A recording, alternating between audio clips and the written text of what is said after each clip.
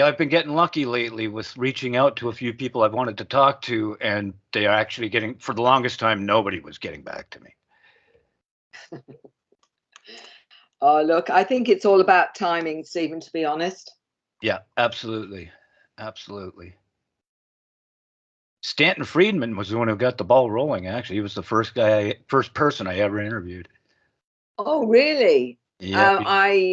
I met him a number of times, and we had dinner in England when I launched my book Awakening, and him and Dr. Roger Lear and myself were at the table.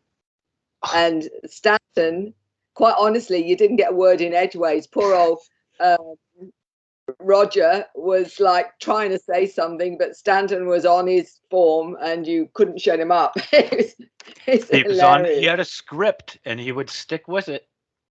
Evasive. But that doesn't mean that they're telling the truth as opposed to fiction. Oh, look, I mean, it's luminaries like that help put a lot of this on the map and get people to take it seriously. And that's what we needed then. I mean, right. These days it's a bit different, but, you know, the credentials made a big difference. Mm-hmm.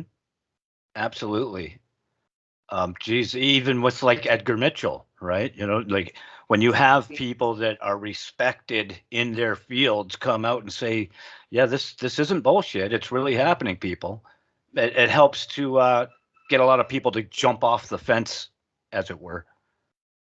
And it's still, you know, for a lot of the mainstream, it's still really important that we have those with what is respected, you know, because we know how much the disinformation and the truth embargo has made such a difference in mainstream, you know, in terms of credibility. So we still need that, you know, even though people are opening up more and more, you know, in recent years. Got to back up the backup with these guys. There's been times where I will do an entire interview with somebody and then the Skype recording video disappears and it doesn't show up. And I'm like, you know, and I didn't have a backup. It went out over the air, luckily. So it was it was saved in the archives and then I could just make a video for it. But that's what happens. I find whenever I try to do when I get somebody of note on my show, that's when all the computer issues happen. That's when Skype starts messing up. Hell, I was trying to do a video for, I don't know how you feel about the whole Paul is dead Beatles issue, what line you fall on, but I'm all for it. I believe it happened. There's way too much. But anyway, I was trying to put together a video of all the proof that I had gathered and some proof that other people, and I was trying to put it all together. I spent a good 12 hours on the computer, and just as I'm about to finally, it kept shutting down and it wouldn't save. So every time I had to start from scratch again, and they were teasing me. They'd let me get a little further and a little further. Then I finally hit produce. Boom, whole thing froze up, and then the computer completely froze up and shut down. I've got 4 computers down here. Only one of them works now. It's insane. For listeners, I want you to know, people may be at this point wondering, who's Steve talking to? Well, this is Mary Rodwell. She is somebody who is very interesting from Australia, who deals with people who, well, many things, but chief among them being people who have alleged that they have been abducted, and she helps them come to grips with that, does the hypnotherapy and regressions to help them out. Can you tell the listeners a little bit about your story, just a quick little bio? Well, a quick bio is that I was a nurse and a midwife 40 odd years ago. I went into counselling after that. And from when I actually came to Australia was when I really started getting involved in this particular phenomena, because with my counselling, there was many people that had what I call multidimensional experiences, you know, seeing spirits, you know, feeling mum and dad who passed on were around them, etc. So I was very aware that there was more to our physicality than this physical body. Let's put it like that. Right. And I started to explore things like reincarnation, past lives, this kind of thing. But it was a gentleman walking through the door who said, Mary, I've heard you're open-minded. For this, they just think you're a loony. They just think, you know, there's no support groups for it. And him and his family, particularly him, he was waking up with marks on his body, shaved areas. His whole family were having some form of encounters or contact. And that really, his name's Ellis Taylor. He's now an author in his own right, lives in England. But he started me on this whole journey down the rabbit hole, to be honest, because I believed him, because you couldn't help believe him. He was authentic. You know, you don't imagine this with your whole family. So there's no way it was a fantasy. And from that, quite honestly, reading then on this was really convinced me that this was not only real, but I didn't realize at the time that it was actually far more common than I originally believed. And this is 3,500 individuals and families since that time has more than convinced me, not only is it real, but it is a really important part of our reality right now. Absolutely. I've had some, everybody listening, oh, here goes Steve, he's going to tell his stories now. I've had a couple incidents that freaked me out, but well, I guess I was going to say, but they weren't traumatic, but actually the one really kind of was. The one that wasn't traumatic, I was about 16 and I was hitchhiking from where I live, which is basically Lake Ontario, and I was walking to Lake Erie in Canada. And I was about 10 minutes outside of the city. I had a good 2.5 hour walk ahead of me if nobody was going to pick me up hitchhiking. I looked to my left, which would be the east, around the Niagara Falls area, and I see this light up in the sky. At first, I'm just thinking, oh, maybe that's Venus or something like that, but it was the wrong part of the sky. But also, it was really large, unusually bright, and it seemed to be getting closer. And that was the last thought I was having. I'm like, that's unusually large. It's really bright, and it's getting closer. The next thing I know, I turn my head, and I'm in Port Colborne. I'm at Lake Erie. So I was 10 minutes out of St. Catharines. It would have taken me 2.5 to 3 hours to walk from Lake Ontario to Lake Erie. But somehow 10 minutes in, and that same thought, I was in Port Colborne as that thought was finishing. So St. Catharines, boom, same thought. To Port, I was blown away. That was so like an hour and a half to 2 hours of missing time. I'm just all of a sudden, and they took me where I was going. That's why I wasn't traumatized. I'm like, and I don't remember being taken. To me, it was just, there wasn't even a pause in time. The thought was still flowing as I'm in St. Catharines. And by the time the thought is finished, I'm at my destination. It was wild. The one that was traumatic was I was in bed with an ex-fiance. I had opened my eyes knowing that the room should be lit, but everything was dark and I couldn't move. And it felt like somebody was sitting on my chest, and I started panicking, hyperventilating, and I hear a male voice, I guess it was in my head, saying, whoa, whoa, whoa, hey, relax. Then snap of the fingers, the lights came on and I could move again. The girlfriend had come into my room and said, were you just in the bathroom? Somebody was just behind me. It was a pretty wild experience, but those are the things that got me interested in this stuff. And for the longest time, I wasn't paying attention to the abduction part of it. I was just interested in the UFOs. But after I started seeing you and all these other people on shows, I think it was like The Seeding, there was the documentaries and stuff like that. It's really hard. I don't see how anybody can just dismiss it outright. What was the first case that you can recall that really grabbed your attention and made you think, wow, this is for real? Well, Stephen, your own story, have you ever, before I get into that, have you ever looked into that missing time episode? Have you ever had any hypnosis to find out exactly what happened? Now, there's nobody around here. For the longest time, most people who believe in UFOs in Canada here are still considered nuts. So, and I was always never really had the money to be able to go, always just trying to keep food on the table, didn't have extra money to be able to because I wanted to do regressions of past life as well. I believe all of that has a lot to do with what's going on in your current incarnation. It's just something I've always felt since I was a child.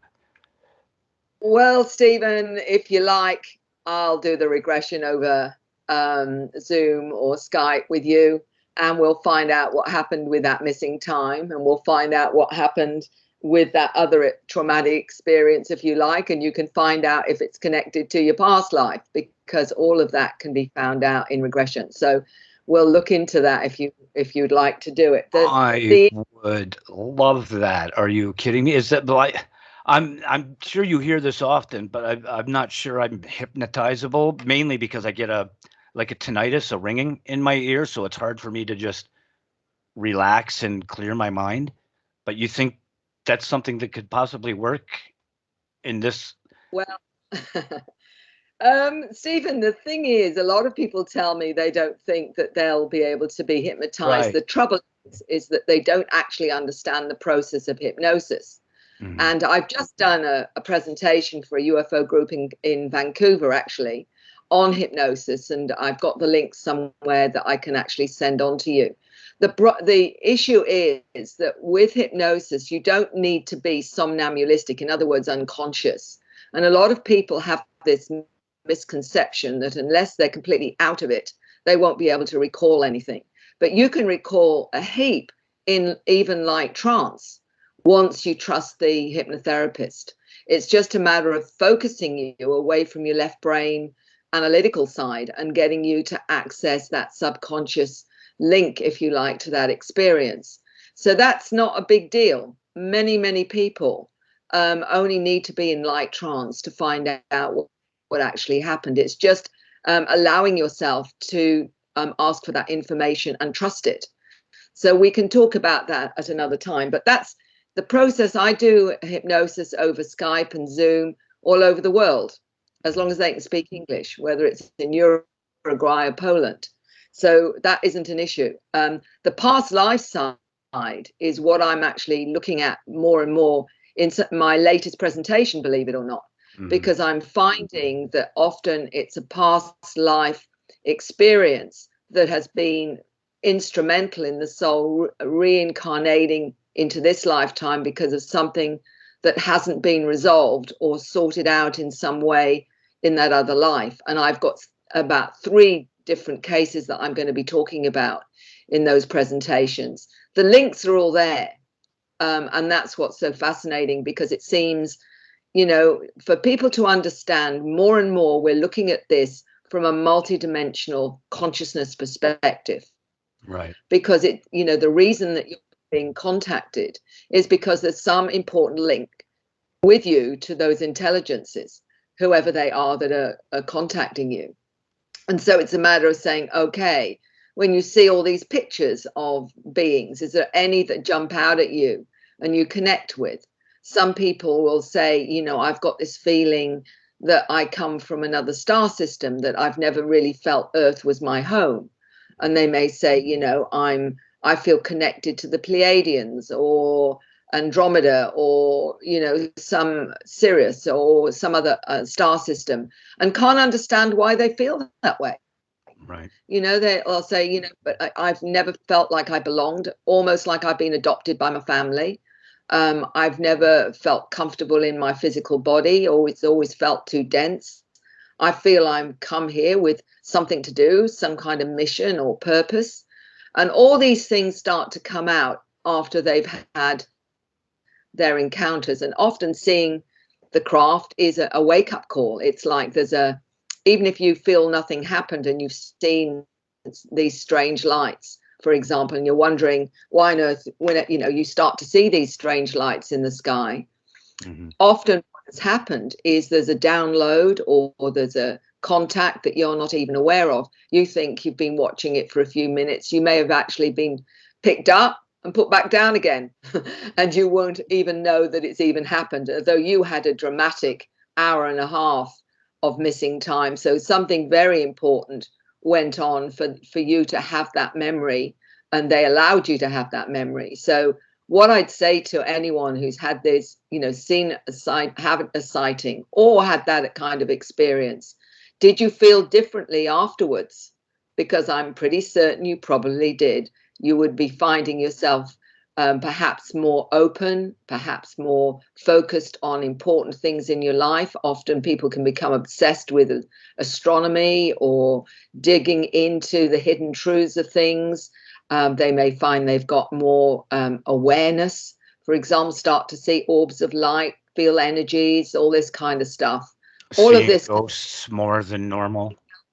That's exactly right. So what they're doing is activating your multidimensional awareness as part of the encounter. So, there's always a reason why they're doing that. So what I would say to you, Stephen, is that, with your experience, even with the one that was, scary, it may be there was an interaction. It doesn't necessarily mean something terrible happened to you, just that it frightened you because you didn't expect it. And The that's all. circumstances, yeah. That's right. That's exactly right. So you can find out why, and you can you've probably been picked up a lot more than you've realized, because that's one of the things that I find interesting is when I take them into hypnosis, and they may see themselves having a procedure done and whatever, and they'll see a being, and I'll say, does that being look familiar to you? And they'll always find one of the beings looks familiar. And the reason for that is because they have been picked up a number of times, and that's why that being is particularly familiar. So, as I say, I'll send you the link to a presentation I did on hypnosis for this group only a week ago to show different cases. And I mean, when you say, is there any particular startling one? I think for me, the very first one with Ellis that's the one that got my attention, simply because he was a very credible, intelligent, grounded gentleman who, as I say, is a good friend of mine now. And his story, waking up with marks on his body, shaved areas. His partner was going out of body through. She said, they take me through the bedroom of our next door neighbors. She said, I can tell you exactly what's in there, in that bedroom, and it was all out of body. So we now realize, and this is one of the Dr. Edgar Mitchell's surveys that we did with 4,300 people, was we found 75% of encounters are out of body. Only 25% is physical. I was going to ask you that next. So thank you. Continue. Sorry. Yeah. So this changes it for the nuts and boltsers that want, a lot of more tangibility. And that's why I think they struggle a great deal with this phenomena. We're talking about consciousness, which is a lot more difficult to feel tangible than if it's always physical and you come back with a piece of the craft. It doesn't work like that, because for many cases, what changes is their consciousness, their motivation, their focus, becoming not only multidimensionally aware, but finding they have healing abilities, for example, or they may find themselves doing strange scripts or writing what appears to be strange languages, or speaking these star languages, or downloading music from somewhere that's unusual or strange or different, or artwork. That's how you know it's real, because they manifest this kind of abilities, and this doesn't come from a fantasy. That's another part of my problem and why I never looked into it. And another reason why I didn't really pay much attention to the abduction phenomenon as a whole was these people were convinced they were being taken by aliens from another planet. I am convinced that my encounter is interdimensional or extra-dimensional. And I also have the strong feeling that space is actually fluidic. Like they're lying about the nature of the reality of space. So that's why I've also had a really hard, like I feel these things to my marrow, so it's really hard to think of and that doesn't mean that there isn't aliens from other planets in these other dimensions. You know, but I think it's way more dimensional. That's why I find it interesting that you're using that word a lot too, awakening to extra dimensions, because I think there's it's not that space isn't a thing and the planets and aliens aren't a thing, but I think we would find out a lot more. We'd be a lot smarter if we tapped into fluidic space and even the ether. That's something that's like punching me in the face all the time. It's the ether, it's the ether, it's the ether. And there was one more experience I wanted to tell you about. This, I believe, was a dream, but it may not have been. I was in a room that was translucent. I seemed like I was in a corner. I was terrified because we were traveling through what seemed like some weird dimension with a mix of planets and nebulas, along with formulas and equations and monsters, just all kinds of really weird. And it was like you could see through the floor, you could see just everything. It was all translucent, and it felt like being in a box. Now, and I'm not the type of person that really remembers a lot of my dreams. The dreams I have had that I remember are usually little things that come true, like the deja vu moments. You're like, oh, I had a dream about that. That happens more often than not. But large things like that, another one would be that, like, I've been getting terrified that they're talking about bringing asteroids close to the Earth for mining purposes, because I remember 20 years ago having a chilling dream, looking up in the atmosphere and seeing large asteroids, like several of them, just floating around the planet. And so when I started reading that Japan and China was doing this stuff, and I've been doing a lot of this over the last, because the ghost started when I was 3. So I've been trying to, I used to get beat, my ass beat for lying to my dad about ghosts.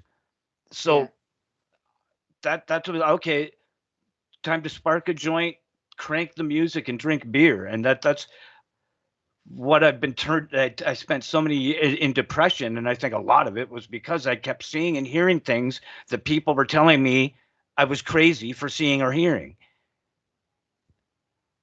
So I can, when I saw that documentary that you were in, The Seeding, I think it was The Seeding, you would know better. There were several, and it was one that you were in that I'm referencing, that it just made me realize there is way more going on. Like, say, I don't know if you're aware of Stephen Bassett, of who he is. Yes, I've met Stephen a number of times. Okay, so now he's a good enough man, and he's trying to, but he's trying to just get UFOs out there, just to try to get people to wrap their brain around that, and I can understand that. But that's only a fraction of it. We know they're here. We know they're here. There's more than enough evidence. It's the reason that they're here that we've really got to wrap our brains around, because I don't think they're here to hurt us. I just don't. Not that I'm a big Stephen Greer fan either. Of course, I'm sure there's a bad race out there that would love to kick our butts, but I'm sure there are good ones also. What do you feel about this whole galactic? Like Michael Salla is a friend of mine. I have him on the show often, and Laura Eisenhower as well. And we get into that a lot, especially with Elena Danan most recently, about the Galactic Federation. What is your view about the Galactic Federation? Do you think that's something that's really going on? Well, you've covered several things, Stephen. First of all, I'll mention, before I get into the Galactic Federation, dreams that are not dreams. When people say, I've had this dream about being on a spacecraft, and I say to them, okay, how long ago did you have that dream? They might say 10 years ago or 15 years ago. And I say, well, it's not a dream then, because dreams go within minutes of you waking up. If that's an experience, then you will remember it. as a dream simply because you're in an altered state or you're out of body or whatever. And so it feels like a dream simply because you're not in your physical state. So dreams that are not dreams, if you still have that dream, it's not a dream. I would suggest it's actually a reality.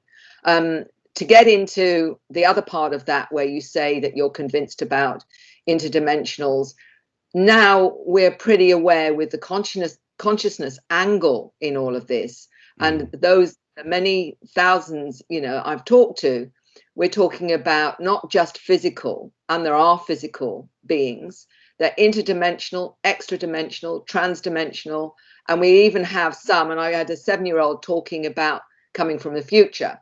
He's one of those, and there's a few that connect to coming from what sense to me. Our future.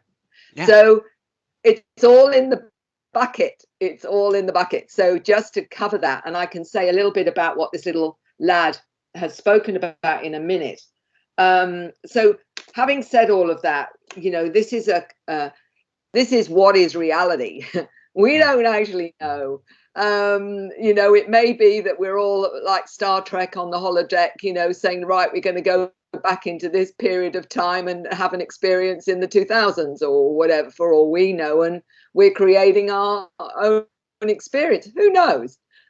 Just to throw that one in there, because we don't know what we don't know. But anyway, getting back to the other side of this, which is, the Galactic Federation, I regress many people, and many are connected to various groups of collective intelligences, whether or not it's in fact, the Galactic Federation, Confederation of Planets, other organizations where they go and debrief. They will say, a part of my role is to see what's happening on the planet, and I'm debriefing this group of intelligences, and there could be everything from humanoids to energy beings to mantis to crystalline beings to feline beings to you name it, what you can imagine, it's out there.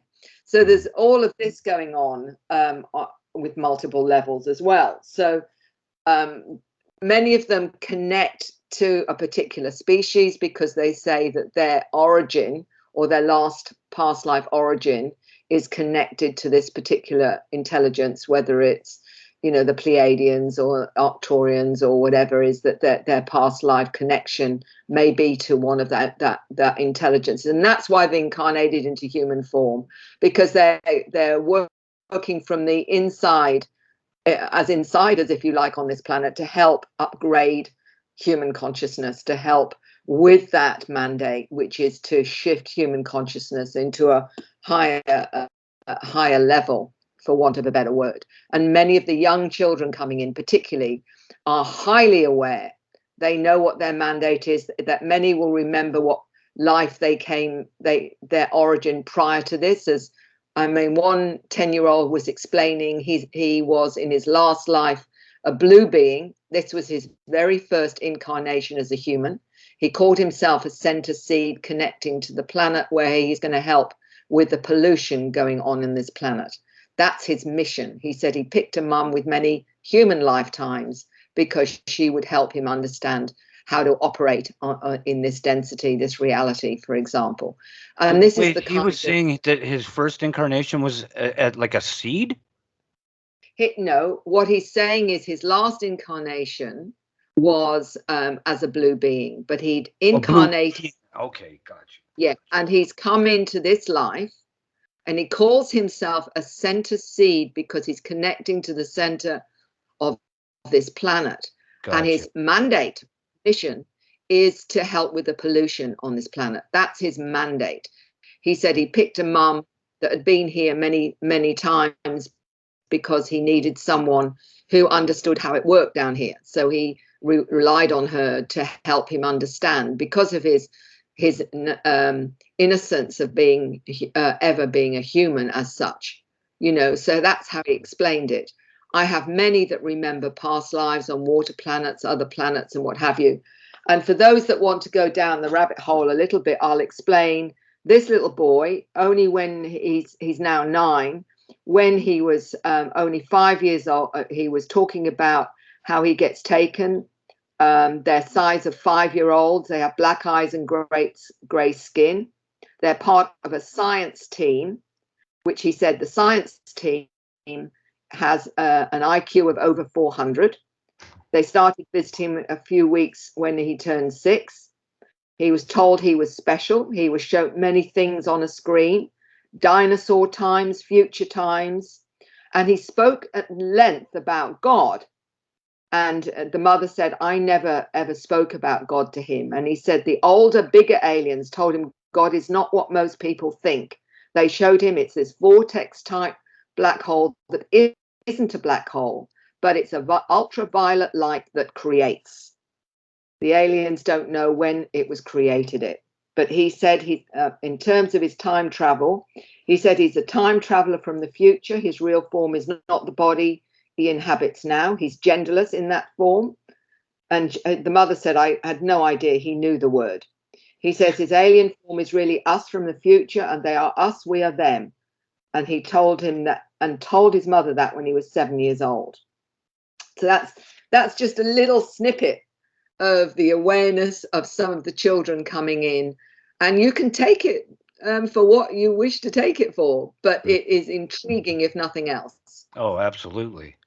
I had a younger cousin actually who, when he was about, I think he was 3 or 4, my aunt and uncle were in the car. He was in the back seat and they were driving somewhere. And he was just looking at my uncle, and my uncle's looking at him in the rearview mirror, kind of smirking, wondering, and I said, what are you looking at, buddy? And he goes, you're much nicer than my other daddy. And my aunt and uncle were all about that stuff. They were right into it. So they looked at each other and then looked back at him. Which other daddy? When was this, buddy? And he said it was a long time ago on the boat. And then they were like, well, which boat was that? And then he was like, I'm sorry, I've already said too much. And he never, ever said anything about it again. Yeah. That's all. And I believed that. I think I was 14 or 15 when I heard that, because I've always felt really drawn to Egypt and Scotland. Like, never been to either, but just, well, and actually Greece, I would guess I'm just like really drawn to their history, to the landscape, everything about it. Well, Stephen, that in itself tells you that you've got connections there. When people say to me, how do I know I have past lives in other places? And I'll say to them exactly that. Are there any particular countries that you are really, really drawn to that are different to any other country? And all of us have it, where there's certain countries where we're really keen to go and visit, where we may not be in the slightest interested in another country and couldn't care if we went there or not. There in itself is telling you something. If there's something that draws you, many seem to be drawn to Egypt for various reasons. And I think that's the connection to Atlantis as well. And I'm getting many that are connected to Atlantis. In fact, some of the, one of the new presentations I'm doing, I'm connecting a past life experience to why they've incarnated now and the reason they've incarnated now, because that's coming out more and more, that there's that continuation of the soul journey, that wasn't achieved. So therefore, we've got to come back at this time. And I've got several cases now where I'm going to demonstrate that has been the motivating factor for them incarnating at this time, in this crucial time in our history. Right.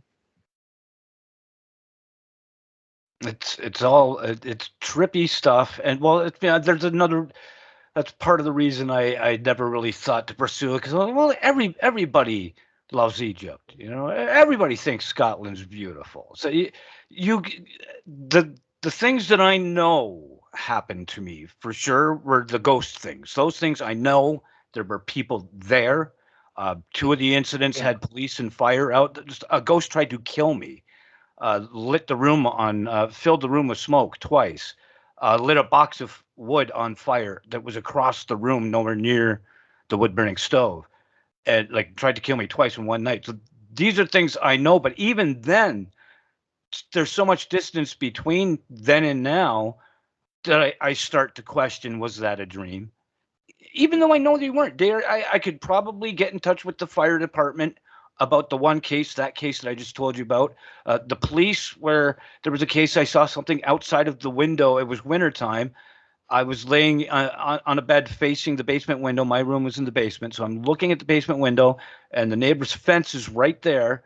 And I see a woman, a beautiful blonde woman standing there in a white outfit, and part of the white blew up behind. It was snowy and windy outside. So part of this, whatever she was wearing, blows up behind her, then fell down, and then she ducks down. I go out. Actually, we called the police because we were worried. It was a rich neighborhood, and we were worried about the neighbors and that.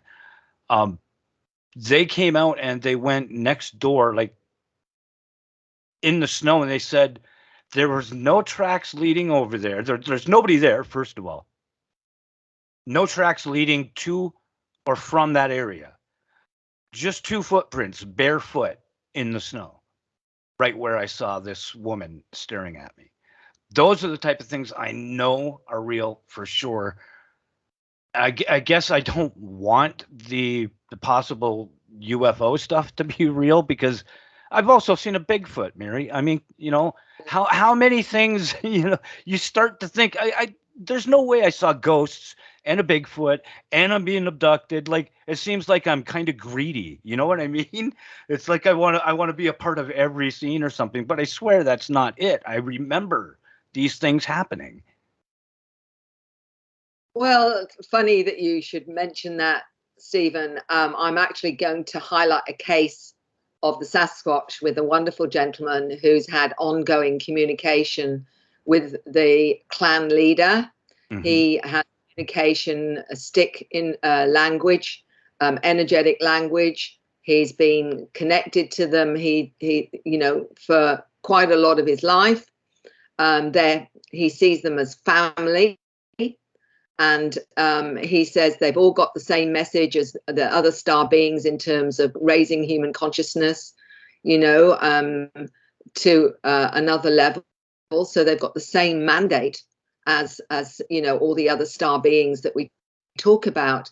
And what's fascinating is he'd been told by others there must be a past life connection. So I said to him, right, let's find out whether there is a past life connection with these with the Sasquatch. And now he's discovered he's got 3 lifetimes where he was Sasquatch, and also his wife. So I'm actually going to tell a little bit of his story, because more and more are connecting to the Sasquatch. So when you say, are you being a bit greedy with all these experiences? What is happening and happens with those that are having encounters is they're opening up multidimensionally, which means you are seeing more and more of all the phenomena, not just one aspect of it. It can, you are already able to, and the Sasquatch, or we call them Yowies over here in Australia, they're interdimensional. They tap into your thoughts. They know whether or not you are loving or not loving. They know your agenda. So if you come with a different kind of agenda, then you are going to come a cropper, as we call it over here, because they know whether or not you are coming from a love and higher vibration. They'll also know if you're coming there for any kind of evil intent or whatever.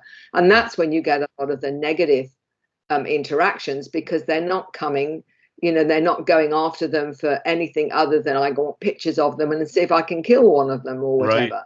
Well, you're going to end up in a big muddle, because that's not where, they will know that right away, and you're going to be in great strife. What I'm noticing more and more as people open up to their multidimensional selves, they start to see energy fields, they start to see orbs, they start to see spirits, they start to see energy beings, they start to feel emotions from people and, become more empathic. All of those senses open up. And that is what often people are struggling with, because all of those things are still dismissed by mainstream model of psychology that says you can't have those experiences, otherwise you are crazy. Exactly.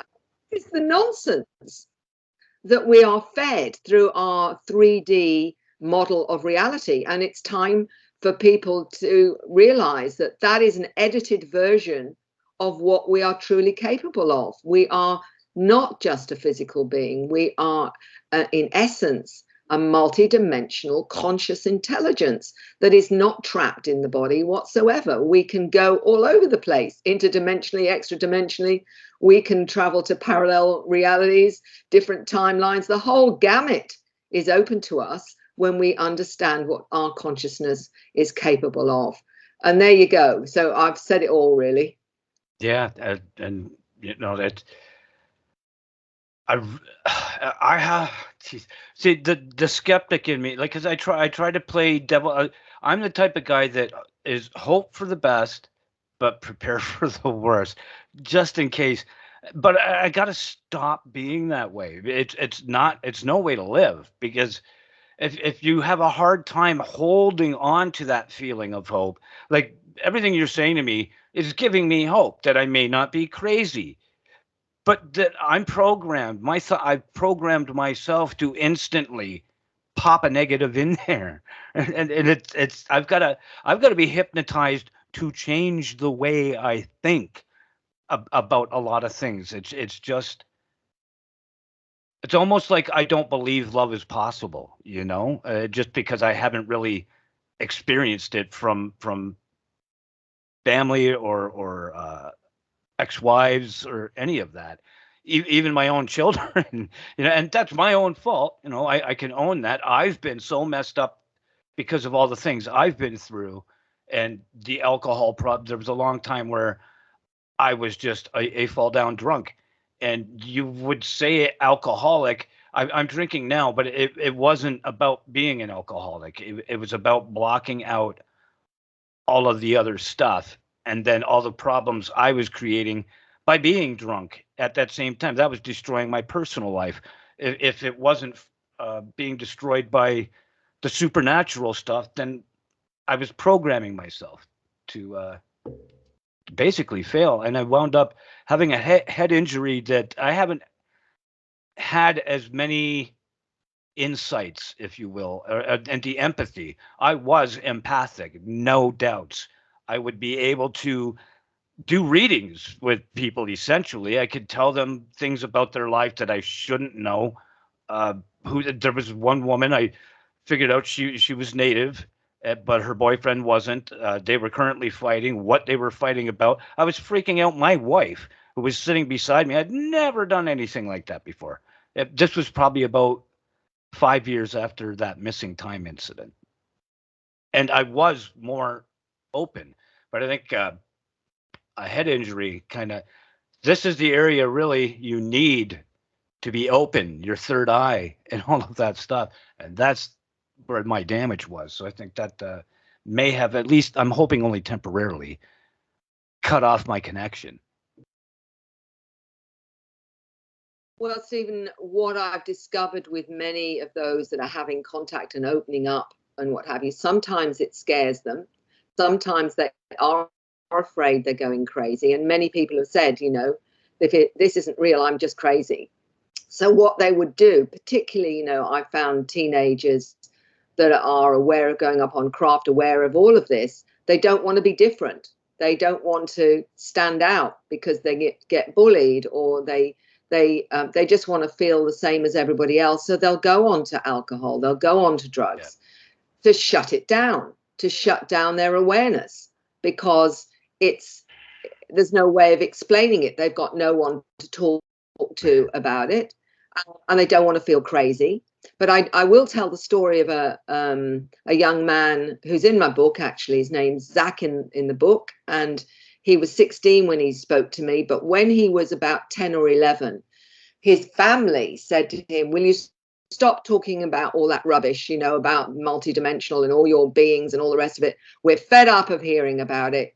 Get normal, get real, and get into the real world and what have you." Mm-hmm. And Zach said to me, he said, "Mary," he said, I tried, I shut down myself," he said, "and I decided I'd try and just do the 3D thing." So I said, and he said, I found that I couldn't stand it, and I just wanted to commit suicide. So he said, I made up the choice that I couldn't live like that anymore. So he said, I opened up again because it was the only thing that made sense to me. But he explained to me that the worst is going to school and being able to know who had been abused, who had been having awful things happen to them. And he said, and it was so painful. It was so difficult to go to school. We are not understanding any of this. We are not understanding what these children are trying to deal with. They're dealing with coming into a reality that denies their very essence, denies their very reality, and says the only reality you are allowed to have is the one we tell you, and everything else is not okay. And so they grow up really doubting their reality, doubting their experience, and ultimately, shutting down because they're afraid to be different. So this is why it's been such a journey for so many individuals. And I'm not just talking about the kids now.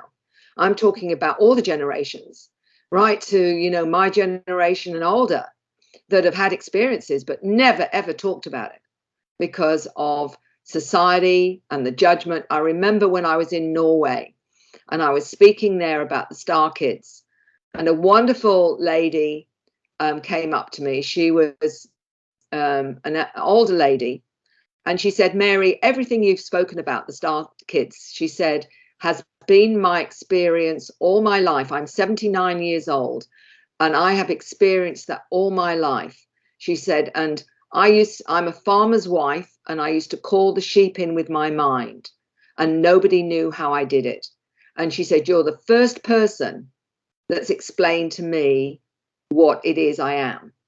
And so she'd gone to nearly 80 years old with that awareness and never being able to talk about it because of the way society and how we're programmed. And it's the programming that I believe absolutely deliberate, to program you out of your awareness. I think that is very much part. I don't care if people call me conspiracy theorist or what they want to call me.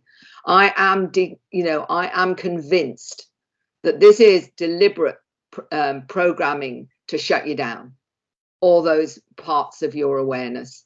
And that has to change, because otherwise, Stephen, many like yourself are continually questioning what is real and what's not real. Absolutely. I believe we would actually even age slower if we were fully connected with source. Like when you hear in the Bible about people living to be 500-600 years old, I believe that was real. Yeah. If you're not being injected, if you're not being forced into wars, you're not being injected with all kinds of vaccines from birth, you're not bombarded with all kinds of wars and stress your entire life.